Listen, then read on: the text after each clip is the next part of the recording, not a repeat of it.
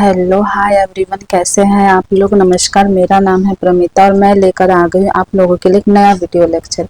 आज हम बात करेंगे इकाई 5 के बारे में। इकाई 5 में जो कविता है उसमें जो एमसीक्यू क्वेश्चन हमने पिछले सेशन में किया था 60 क्वेश्चन, उसी को आज हम आगे बढ़ाते हुए आगे क्वेश्चन करेंगे। ठीक है, तो अगर आप लोगों ने पिछला वीडियो नहीं देखा है तो जाके प्लेलिस्ट से देख ले। उसमें मैंने 1 से लेकर 60 तक प्रश्न कराया है एमसीक्यू, और आज हम उसी को आगे बढ़ाते हुए प्रश्न क्रमांक 61 से स्टार्ट करेंगे। ठीक है, तो चलिए स्टार्ट करते हैं। तो आगे हमारे सामने प्रश्न देखते हैं। प्रसाद के कामायनी लेखन की प्रेरणा किस ग्रंथ से प्राप्त हुई। प्रसाद की कामायनी लेखन की प्रेरणा किस ग्रंथ से प्राप्त हुई। मुंडकोपनिषद और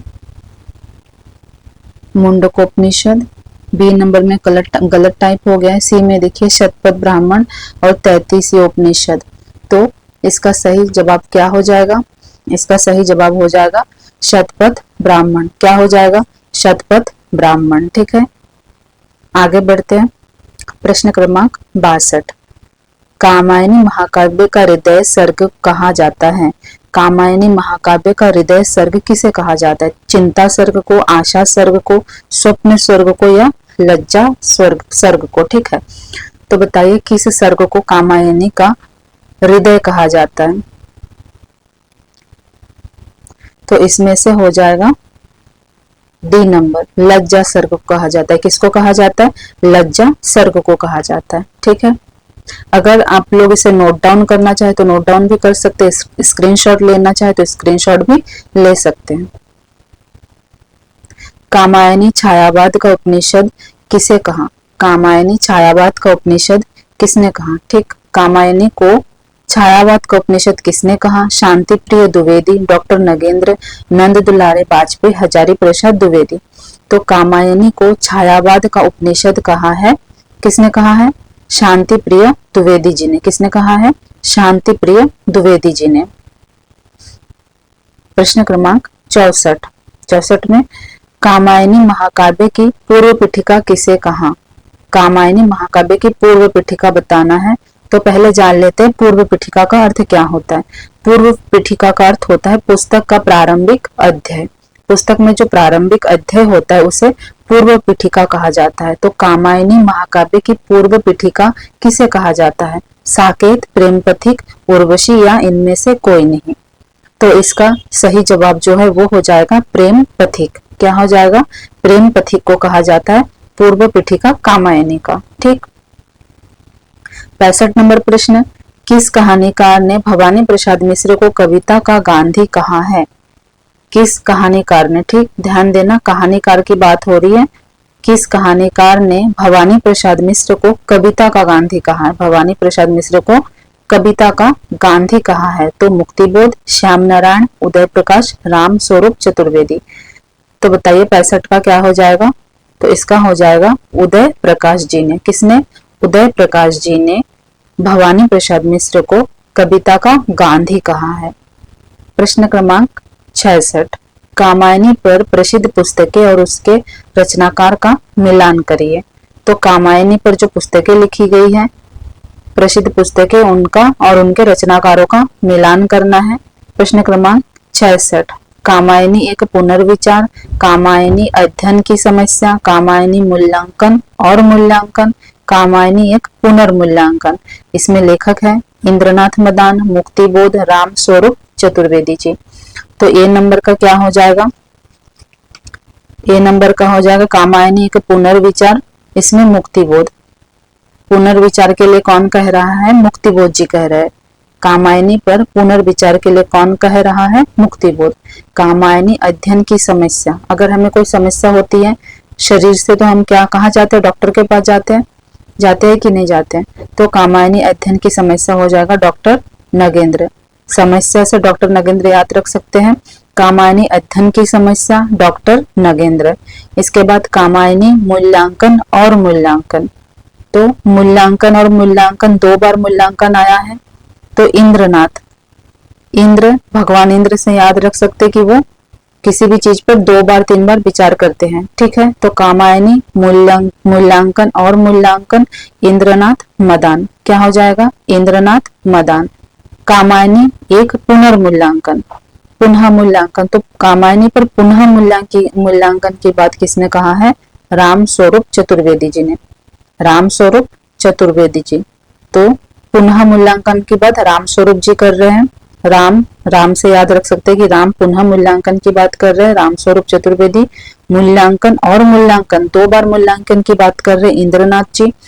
अध्ययन की समस्या होगी तो डॉक्टर के पास जाएंगे, डॉक्टर नगेंद्र। कामायनी एक पुनर्विचार, पुनः कामायनी पर विचार करने के लिए कहा जा रहा है, किसके द्वारा? मुक्तिबोध जी के द्वारा, ठीक। तो 66 नंबर प्रश्न का क्या हो जाएगा? यहाँ पे नीचे 2 नंबर सही हो जाएगा ऑप्शन। रेबा तट पृथ्वीराज रासो का कौन सा सर्ग है? रेबा तट पृथ्वीराज रासो का कौन सा सर्ग है? तो पता ही होगा आप लोगों को कि ये 27वां सर्ग है। कौन सा सर्ग है? 27वां सर्ग है। और इसमें हमने, इस वीडियो में हमने एक टारगेट रखा है कि हम 50 मिनट में 50 क्वेश्चन करेंगे, क्योंकि इसमें हमने 50 प्रश्न ही रखा है। तो हम इसमें बीच में बातें बिल्कुल नहीं करेंगे, एक के बाद एक प्रश्न करेंगे। आप लोग भी ध्यान से प्रश्न देखिए और उत्तर दीजिए, ठीक है। मन में उत्तर को सोचिए, अगर गलत हो जाता है तो प्रश्न लिख के उत्तर लिख लीजिए और उसे फिर बार बार रिविजन कीजिए।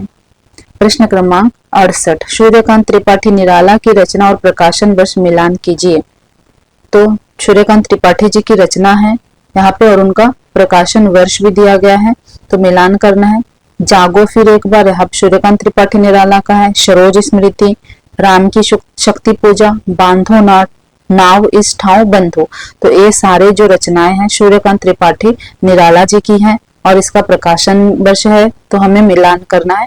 प्रश्न क्रमांक 68, तो मिलान कीजिए। जागो फिर एक बार, जागो फिर एक बार में क्या हो जाएगा? ए का, तो ए का हो जाएगा 1930। जागो फिर एक बार 1930। सरोज स्मृति, सरोज स्मृति कब की रचना है? सरोज स्मृति 1935 की रचना है। कब की रचना है? 1935। राम की शक्ति पूजा, राम की शक्ति पूजा कब की है? 1936 की है। कब की है? 1936। और बांधो ना नाव इस ठाव बंधु 1950 की रचना है।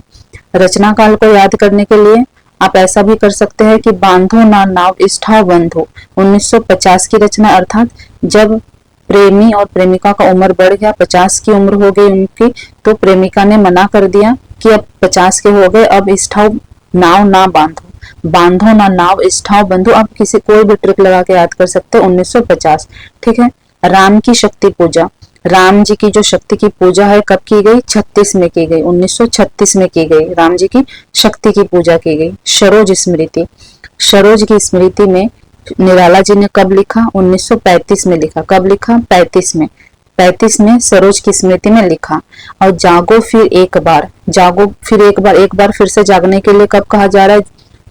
तो युवकों से कहा जा रहा है ना जागने के लिए, बूढ़े लोगों से नहीं कहा जा रहा। तो 1930 की उम्र वालों से कहा जा रहा है कि जागो फिर एक बार, 1930, ठीक है। और यहाँ नीचे से हो जाएगा 3 नंबर। प्रश्न क्रमांक 69 में कामायनी में नारी की लज्जा का जो भाव चित्रण हुआ है यह संपूर्ण भारतीय साहित्य में दुर्लभ है, यह कथन किसका है? नारी की लज्जा का जो भाव चित्रण हुआ है संपूर्ण भारतीय साहित्य में यह दुर्लभ है, तो यह कथन किसका हो जाएगा? यह कथन हो जाएगा नामवर सिंह जी का। किसका हो जाएगा?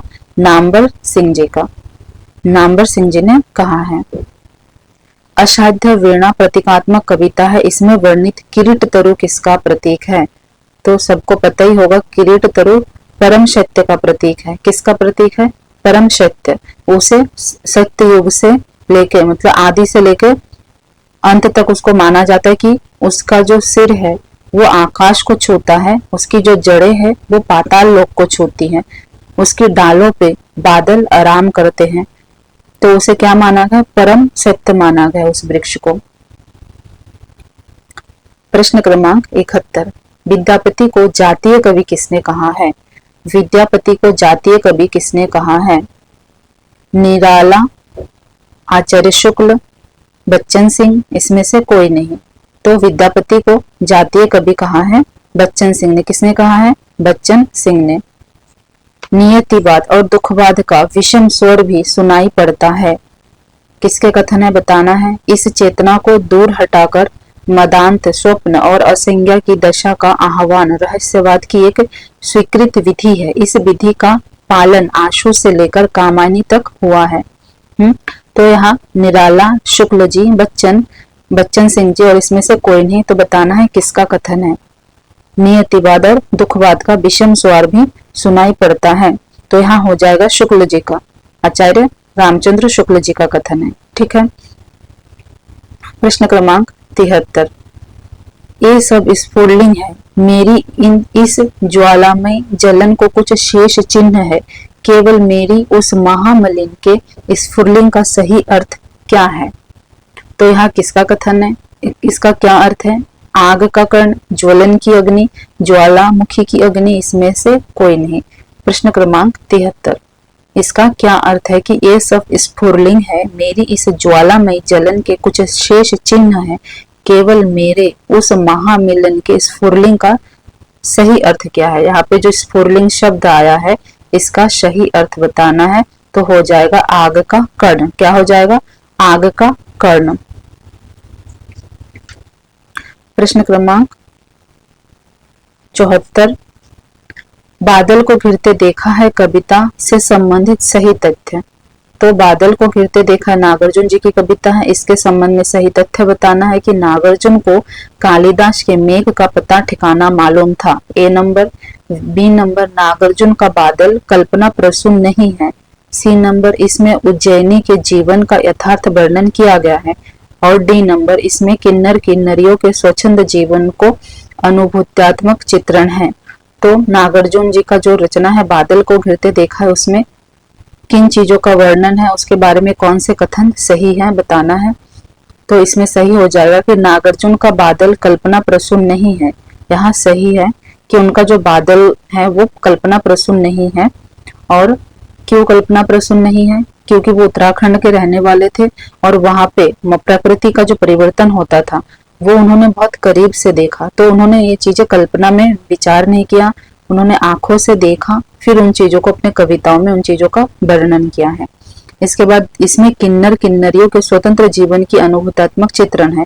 जो किन्नर किन्नरियां एक प्रकार की जाति होती है, उनके जो स्वच्छंद जीवन होते हैं उनका अनुभूतात्मक चित्रण किया गया है। तो ए, बी और डी सही हो जाएंगे। तो बी और डी यहाँ पे नीचे से डी नंबर। मिलान करना है। माता प्रसाद गुप्त जी, रामचंद्र शुक्ल, नंद दुलारे वाजपेयी, हर प्रसाद शास्त्री और गारसादा ताशी। तो यहाँ पे एक ही ऑप्शन है जो कि सही है। तो इनके रचनाएं हैं रसायन, रास, राजयश, राजसूय और राक्षस। तो माता प्रसाद गुप्त का हो जाएगा राक्षस। माता प्रसाद गुप्त राक्षस। ठीक। रामचंद्र शुक्ल जी की रचना क्या है? रसायन है। क्या है? रामचंद्र शुक्ल रसायन। नंद दुलारे वाजपेयी जी की रचना क्या है? रास है। नंद दुलारे वाजपेयी रास। हर प्रसाद शास्त्री का हो जाएगा राजयश। हर प्रसाद शास्त्री राजयश। और गारसादा ताशी का हो जाएगा राजसूय। क्या हो जाएगा? राजसूय। तो यहाँ पे रामचंद्र शुक्ल जी की रचना रसायन है, आपको पता है। नंद दुलारे वाजपेयी जी की रचना क्या है? रास है। माता प्रसाद गुप्त की रचना क्या है? राक्षस है। और हर प्रसाद शास्त्री की रचना क्या है? राजयश है। ठीक। यहाँ पे एक ही ऑप्शन लिया है जो कि सही है। प्रश्न क्रमांक 76। पंक्ति का चयन करना। हिंदू बोले दुरही निकार, छोटू तुरुक का भभकी मार। तो यह क्या है? पहावली से है, पहली से है, कीर्तिलता से है, कीर्ति पताका से है, लिखनावली से है। हिंदू बोले दुरही निकार, छोटू तुरका भभकी मार। कहीं कहीं पे थोड़ा सा टाइपिंग मिस्टेक हो गया है, हिंदी की टाइपिंग में थोड़ा सा मिस्टेक हो जाता है कहीं कहीं पे, और जो कि हमने खुद टाइप किया है। तो हम रात में टाइप कर रहे थे इसको काफी लेट तक, इसलिए थोड़ा थोड़ा कहीं पे हो गया। मैं उसको सही करा के आप लोगों को पढ़ाऊंगी। ये नहीं कि गलत टाइप हुआ तो गलत ही पढ़ाऊंगी, ऐसा बिल्कुल भी नहीं है। तो इसमें हो जाएगा सही उत्तर कीर्ति लता। क्या हो जाएगा? हिंदू बोले दूर ही निकार, इसका हो जाएगा कीर्ति लता। 76। डिंगल शब्द का सर्वप्रथम प्रयोग किस ग्रंथ में हुआ है? डिंगल शब्द का सर्वप्रथम, जो डिंगल शब्द है इसका सर्वप्रथम प्रयोग किस ग्रंथ में हुआ है? तो बताना है। रणमल छंद में, कुकबी बत्तीसी में, पृथ्वीराज रासों में, खुमान रासों में। तो आप लोग बताइए कि डिंगल शब्द का सर्वप्रथम प्रयोग किस ग्रंथ में हुआ है? तो कुकबी बत्तीसी में हुआ है और उसके लेखक कौन है? बांकीदास जी हैं। कौन है? बांकीदास जी हैं। पृथ्वीराज रासों में क्रम कय मासबद्ध का सर्ग, पृथ्वीराज रासों में जो एक सर्ग आया है कय मासबद्ध का सर्ग, वह किसमें आया है? 27वां, 22वां, 55 या 57, किस सर्ग में आया है? तो यहाँ आया है 55वां सर्ग में। ठीक। पृथ्वीराज रासो तराई के कौन से युद्ध का वर्णन है? पृथ्वीराज रासो में तराई के युद्ध का वर्णन आया है। तो कौन से सन के युद्ध का वर्णन आया है? 1191 से 1152, 1192 से 1193, 1193 से 1194 और 1194 से 1195। तो इसमें हो जाएगा ए नंबर सही। 1191 से 1192 के समय का जो युद्ध है उसका वर्णन पृथ्वीराज रासो में आया है। प्रश्न क्रमांक 80। गोस्वामी तुलसीदास जी ने अपने समय के काव्य में दो तरह की भाषाओं का प्रयोग किया है। किसके बारे में बात हो रही है? गोस्वामी तुलसीदास जी के बारे में बात हो रही है। उन्होंने अपने समय में काव्य में दो तरह की भाषाओं का प्रयोग किया है। वह भाषा कौन कौन सा है बताइए? संस्कृत और अवधि, ब्रज और अवधि, संस्कृति और ठेठ अवधि, संस्कृति और ब्रज। तो इसमें से कौन सा उत्तर सही हो जाएगा? तो इसमें से हो जाएगा ब्रज और अवधि भाषा। कौन कौन सा? ब्रज और अवधि भाषा। बी नंबर सही हो जाएगा, ब्रज और अवधि भाषा। 81। उज्जवल बरन अधीर तन, एक चित्त दो ध्यान, देखत में है साधु पर निपट पाप की खान। तो यहाँ क्या है? यह पंक्ति पहली है या मुकरिया है या मुकरिया और पहली दोनों है या इसमें से कोई नहीं? तो यह पंक्ति हो जाएगा पहली है। क्या है? यहाँ एक पहली है। तो आप लोग इस पहली को बूझ गए होंगे, समझ गए होंगे कि उज्जवल बरन अधीर तन, एक चित्त दो ध्यान, देखत में है साधु पर निपट पाप के खान। तो यहाँ किसके बारे में बात किया जा रहा है? बगुले के बारे में बात किया जा रहा है कि बगुला देखने में कैसा है? बिल्कुल साफ सुथरा है, साधु जैसा दिखता है, लेकिन जब वो ध्यान लगा के मछलियों को पानी के किनारे बैठ के तकता रहता है, ऐसा लगता है ध्यान में बैठा हुआ है ना, लेकिन उसका ध्यान कहाँ रहता है? पानी के अंदर मछलियों की तरफ रहता है। देखने में है साधु पर निपट पाप के खान वो ऐसा करता है कि ध्यान में है मगर वो ध्यान लगा रहा है मछली को पकड़ने के लिए वह बैठा है। तो बगुले के बारे में बोला गया है उज्जवल वरन अधीर तन, एक चित्त दो ध्यान, देखत में है साधु पर निपट पाप की खान। 82 नंबर। पीछे लगा जाई था लोक वेद के साथी, आगे थे सदगुरु मिला दीपक दिया हाथी। यहाँ किसकी पंक्ति है? कबीर, तुलसी, सूरदास, इसमें से कोई नहीं।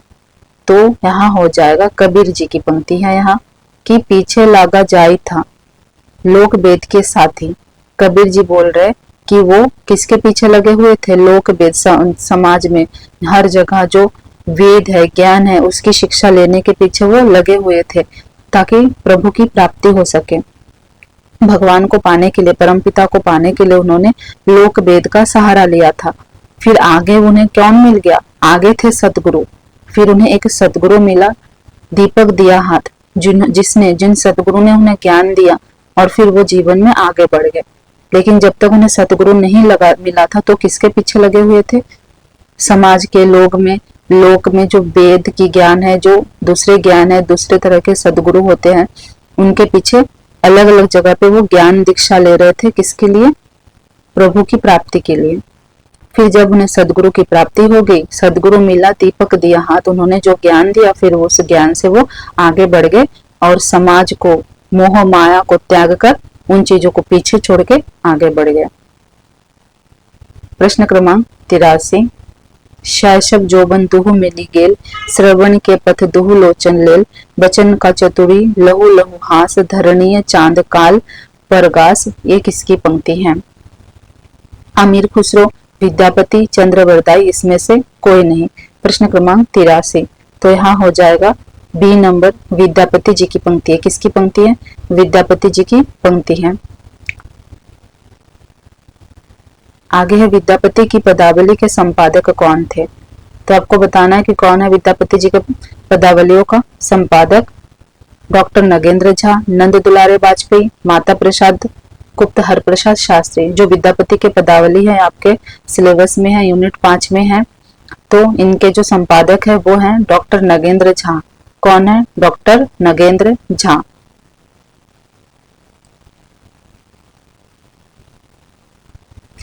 पचासी नंबर प्रश्न, जमुना के तीर उपवन उडवेगल, फिरी फिरी ताहि निहारी, गोरस बेचे अवैत जाइत, जनी जनी पूछ बनमारी, तो ही मतिमान सुमति मधुसूदन, बचन सुन किछु मोरा, भने विद्यापति सुन बर जौवती, बंधा नंद किशोरा। तो यहाँ कहाँ से लिया गया पंक्ति है? विद्यापति की पदावली से, पद्मावत से, जायसी ग्रंथावली से, या सूरदास भ्रमर गीत सार से। तो यहाँ बताना है 85 नंबर प्रश्न। तो यहाँ हो जाएगा विद्यापति जी के पदावली से लिया गया है। और विद्यापति के पदावली में किन की बातें हुई है? राधा कृष्ण के प्रेम की बात हुई है ना। तो यहाँ पे जमुना आया है कि जमुना के किनारे पे फिरते हुए घूम रहे हैं। कौन घूम रहे? मधुसूदन घूम रहे, कान्हा घूम रहे, और गोरस बेचने वाले, गाय का दूध बेचने वाले आने जाने वालों से वो क्या कर रहे हैं? मतिमान सुमति मधुसूदन, उनसे बातें कर रहे हैं ना। बचन बातें कर रहे, बचन सुनी कुछु मोर, वो कुछ पूछ रहे। और वो किसके बारे में पूछ रहे? गोरस बेचने वाले जो महिलाएं हैं वहां पे, उनसे क्या पूछ रही है? राधा के बारे में पूछ रहे हैं वो। यहाँ जो पंक्ति है कहाँ से लिया गया? विद्यापति के पदावली से लिया गया। ठीक। प्रश्न क्रमांक 86, पिया मेरा जागे मैं कैसे सोई रे। क्या बोला जा रहा है कि पिया मेरा जागे मैं कैसे सोई रे, पांच सखी मेरे संग की सहेली, पांच सखी मेरे संग की सहेली, उन रंग रंगी पिया रंग न मिली रे, सास सयानी ननद देवरानी, सास सयानी ननद देवरानी, उन डर डरी पिया सार न जानी रे, द्वादश ऊपर सेज बिछानी, चढ़ न सको मारी लाज जानी रे। तो यहाँ जो पंक्ति है कहाँ से लिया गया? कबीरदास जी से, तुलसीदास, सूरदास या जायसी ग्रंथावली से लिया गया है। तो यहाँ पंक्ति लिया गया कबीर जी के पंक्ति से लिया गया है। ठीक है। तो इस पंक्ति में क्या बोला जा रहा है कि पिया मेरा जागे मैं कैसे सोई रे, अर्थात कबीर जी परमात्मा को पिया बोल रहे, वो बोल रहे कि जो परम पिता है वो जाग रहे, वो दिन रात जागते रहते, तो मैं कैसे सो जाऊं, अर्थात उनका नाम स्मरण करना छोड़कर मैं कैसे सो जाऊं। पिया मेरा जागे मैं कैसे सोई रे, पांच सखी मेरे संग की सहेली। और उनके जो पांच सखी मेरे संग की सहेली है वो कौन कौन है? काम, क्रोध, लोभ, माया, ये है। और उन्हें वो पीछे छोड़ना चाहते हैं। उन रंग रंगे पिया रंग ना मिली, पिया का रंग, परमात्मा का रंग उन्हें क्यों नहीं मिल पा रहा है? तो यहाँ पे बताया गया है कि सास, ननद, देवरानी। तो सास, ननद और देवरानी किसे कहा गया है? लोभ, मोह, माया, आकांक्षाओं को कहा गया है। ये इनको किससे संबोधित किया है कबीर जी ने? सास और देवरानी, ननद से किया है। उनके डर से, लोभ, मोह, माया, आकांक्षाओं के डर से वो किसके पास नहीं जा पा रहे? परमात्मा के पास नहीं जा पा रहे। रास्ता तो उन्हें पता है, सदगुरु ने उन्हें रास्ता तो दिखाया है, मगर वो नहीं जा पा रहे। किसकी वजह से? लोभ, मोह, माया के वजह से नहीं जा पा रहे, आगे नहीं बढ़ पा रहे। चढ़ न सकी मारी लाज की जानी रे। तो यह पंक्ति पढ़ने पर ऐसा लगता है कि प्रेमी प्रेमिका का है, मगर यहाँ कबीरदास जी की पंक्ति है और परमात्मा से मिलन की बातें कही गई है इसमें। प्रश्न क्रमांक 87, मोरे लगी गए बान सुंगरी हो, धन सतगुरु उपदेश दिया है, होई गए चित भिरंगी हो, ध्यान पुरुष की बनी है तीरिया, घायल पांचों संगी हो, घायल की गति घायल जाने, की जाने जात पतंगी हो, कहे कबीर सुनो भाई साधो, निसी दिन प्रेम उमंगी हो। तो यहाँ पंक्ति भी कबीरदास जी की है।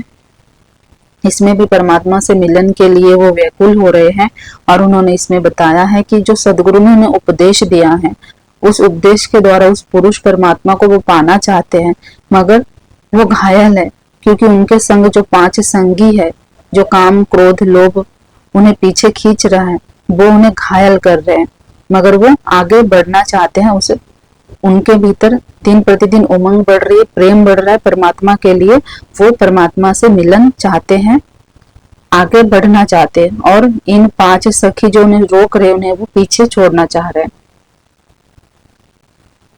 प्रश्न क्रमांक 88 देखिए, 4 अंगुल का पेड़, सवा मन का पत्ता, फल लगे अलग अलग, पक जाए इकट्ठा, इस पहेली का अर्थ बताइए। इस पहेली का क्या अर्थ होगा कि 4 अंगुल का पेड़ है, सवा मन का पत्ता, फल लागे अलग अलग, पक जाए इकट्ठा।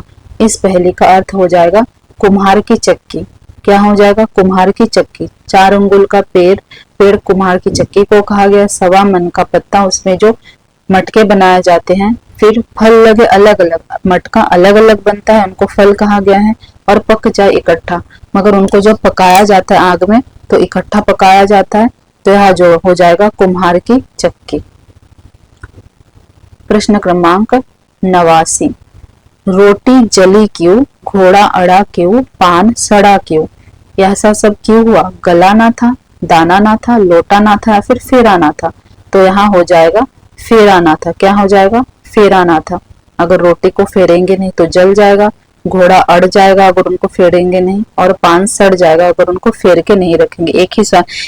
मतलब एक ही साइड हमें बहुत टाइम तक पड़ा रहने से भी पान सड़ने लगता है, तो फेरा ना था हो जाएगा।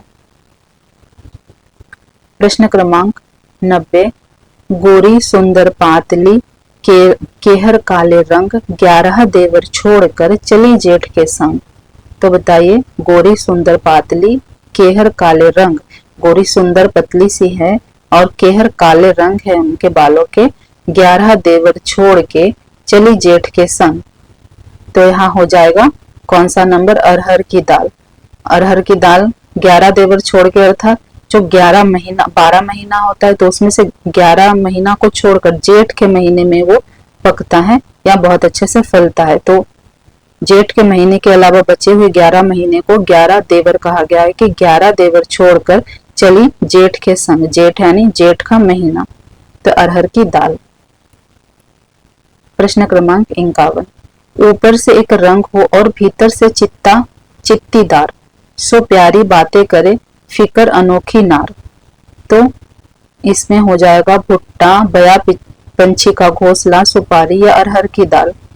तो ऊपर से एक रंग है, भीतर चित्तीदार, तो इसी लाइन में समझ गए होंगे कि सुपारी हो जाएगा। क्या हो जाएगा? सुपारी। ऊपर से एक रंग होता है मगर बीच से काटो तो चित्तीदार होता है वो। अमीर खुसरो की मुकरियां है, यहाँ पे 2 मुकरियां हमने रखा है, देखते हैं। लिपट लिपट के बा के सोई, छाती से छाती लगा के रोई, दांत से दांत बजे तो ताड़ा, ए सखी साजन ना सखी जाड़ा। तो पहले जो 3 लाइन है यहाँ पढ़ के लग रहा है प्रेम प्रेमिका के मिलन की बात हो रही है, मगर आखिरी लाइन में क्या बोला जा रहा है? ना सखी जाड़ा, ठंड की बात हो रही है।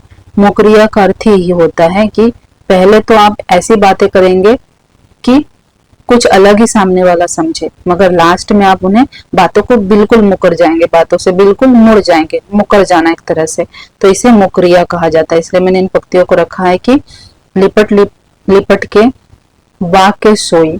यहाँ पंक्ति सुन के ऐसा लग रहा है कि प्रेम प्रेमिका का है। छाती से छाती लगा के रोई, दांत से दांत बजे तो ताड़ा, तो पूछा जा रहा है ए सखी साजन, तो बोला जा रहा है ना सखी जाड़ा। इसमें भी वही है, रात समय वह मेरे आवे। यहाँ पंक्ति सुन के ऐसा लग रहा है रात समय वह मेरे आवे, भोर भय वह उठी जावे। रात को वह मेरे पास होता है, सुबह चला जाता है। यहाँ अचरज है सबसे न्यारा ए सखी साजन, इनसे पूछा जा रहा है ए सखी साजन, मुकर जा रहे ना सखी तारा। तो इन्होंने क्या कह दिया? तारा के बारे में बात कर रही हूँ, कह दिया कि रात समय वह मेरे पास आवे, भोर वह वह उठी जावे, यहाँ अचरज है सबसे न्यारा ए सखी साजन, नहीं सखी तारा। ठीक है, मुकरिया का अर्थ होता है लास्ट में मुकर जाना, आखिरी लाइन में, आखिरी पंक्ति में। प्रश्न क्रमांक 94, एक नार कुएं में रहे, बाकी नीर खेत में बहे, जो कोई बाके नीर को चाखे, फिर जीवन की आस ना रखे। तो यहाँ पंक्ति में मोर, पिंजरा, लोटा या तलवार क्या होगा? तो इसमें सही हो जाएगा तलवार। क्यों तलवार सही हो जाएगा? एक नार कुएं में रहे, तलवार किस में रहता है? मयान में रहता है। तो उसे बोला जा रहा है एक नार कुएं में रहे, बाकी नीर खेत में बहे। और जो कोई बाकी नीर को चाखे, बाकी नीर को चाखे, फिर जीवन की आस ना रखे। अगर उसके जो तलवार की जो धार है, जो उसको एक बार चख लेता है तो उसके जीवन की आस छूट जाती है, अर्थात गर्दन अलग हो जाने के बाद मृत्यु की प्राप्ति होती है। तो जो ओके नीर को चाखे, जीवन की आस ना रखे, तो तलवार। प्रश्न क्रमांक 95। सावन भादो बहुत चलत है, माघ पुष में थारी, अमीर खुसरो यूं कहे, तू बूझ पहली मोरी। अमीर खुसरो जी कह रहे कि सावन और भादो में बहुत चलता है, माघ पुष में थोड़ा चलता है। तो वो बोल रहे तुम बूझो मेरी पहली। किसके बारे में बात हो रही है? निम्बोली, आरी, आसमान या नाली? किसके बारे में बात हो रहा है? तो यहाँ नाली के बारे में बात हो रहा है। नाली ना देके यहाँ पे मोरी लिखा हो तो मोरी का अर्थ भी यहाँ पे अमीर खुसरो जी ने नाली ही कहा है। तो मोरी लिखा हो तो इसका अर्थ भी नाली ही होगा, मोरी सही हो जाएगा उत्तर। ठीक है। सावन भादो में नाली बहुत ज्यादा बहता है और माघ और पुष के महीने में वो बहुत कम मात्रा में बहने लगता है। तो यहाँ पे नाली के बारे में बात हो रही है। प्रश्न क्रमांक 96। मोरी चुनरी में परी गई दाग पिया, पांच तत्व की बनी चुनरिया, सोहदे बंद लागे जिया। यहाँ चुनरी मोरे मायके ते आई, ससुरे में मनुआ खोया खोए दिया। माली माली धोई दाग ना छूटे, ज्ञान को साबुन लगाए पिया। है कबीर दाग कब छूटे, जब साहब अपनाए लिया। तो यहाँ पंक्ति भी कबीर जी की है। ठीक है। किसकी है? कबीरदास जी की है। ये देखिए कबीरदास जी की पंक्ति। तो इसमें कबीरदास जी भी परमात्मा से मिलन की तड़प को यहाँ पे व्यक्त कर रहे हैं कि उन्होंने मोरी चुनरी में, उनकी चुनरी में यानी उनके मन में, आत्मा में दाग लग गया है। पांच तत्वों की बनी हुई जो शरीर है उसमें दाग लग गया है। पांच तत्वों की बनी चुनरिया। पांच तत्वों से हमारा शरीर बना होता है। किससे? आकाश तत्व, धरती तत्व, वायु तत्व, प्रकृति तत्व, जल तत्व, सबसे बना होता है हमारा शरीर। तो इसे शरीर में दाग लग गया है। सोहरे बंध लगे जिया, यहाँ चुनरी मोरे मायके ते आई। यहाँ चुनरी कहाँ से? मायके से आई। मायके से अर्थ लगा सकते हैं कि इनका जन्म जहाँ पे हुआ है वहां से लगा सकते। ससुरे में मनुआ खोए दिया, मली मली मन को, शरीर को बार बार वो धो रहे ज्ञान के साबुन से, मगर वो साफ नहीं हो रहा है। और वो कब साफ होगा? जब परमात्मा उन्हें अपना लेंगे, तब वह साफ हो जाएगा। प्रश्न क्रमांक 97। नैनों की करी करी कोठरी, पुतली पलंग बिछाए, पलकों की चिक डारी के, पिया को लिया रिझाए। प्रीतम को पतियां लिखूं, जो कहूं होए विदेश, तन में न मन में नैन में, ताको कहां संदेश। तो यहाँ किसकी पंक्ति होगी? कबीर, तुलसी, सूरदास या फिर जायसी। तो यहाँ भी कबीरदास की पंक्ति हो जाएगी। किसकी पंक्ति हो जाएगी? कबीरदास जी की पंक्ति हो जाएगी। नैनों की करी कोठरी, पुतली पलंग बिछाए, कि वो नैन बिछा के, और पुतली को पलंग कहा है, उन्होंने पलंग बिछा के, पलकों की चित डार के, पिया के लिए, पिया को रिझाने के लिए, परम पिता को, परमात्मा को रिझाने के लिए उनके प्रेम में व्याकुल बैठे हुए हैं। और प्रीतम को पतियां लिखो यानी पत्र लिखो, जो कहूं होए विदेश। तो परमात्मा को बुलाने के लिए वो पत्र लिखना चाह रहे हैं, उनसे प्रार्थना करना चाह रहे हैं कि वो जल्दी से आए और उन्हें ले जाए।